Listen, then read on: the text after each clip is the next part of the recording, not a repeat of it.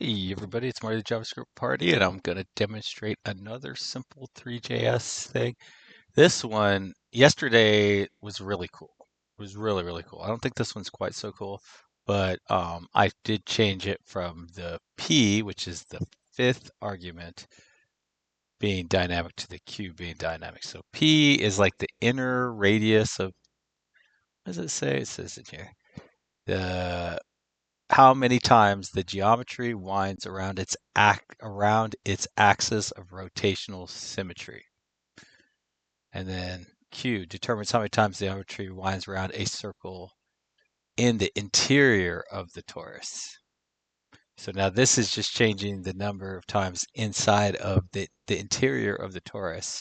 And I don't know what those words mean. I really don't. I'm just trying to say them out loud so that I can get it. Mean. So apparently this is very CPU intensive. So I am going to turn my webcam off. Yesterday, if you remember, we saw um, we had one and like it just froze up. Like only my voice was recorded. So I know that is taking some. It's weird though because my camera, yeah. So the camera stays on even though the camera is deactivated. So it's still on recording. So I hope it's not using too much CPU.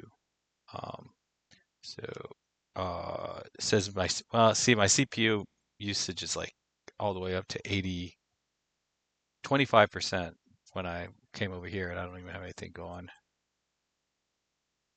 21%. So here we go. So I still think it looks pretty cool, um, but I don't think it's as cool as the other one. Um, some ways it's cooler than the other one. Like I think I'm wondering like if you go through this, if you'll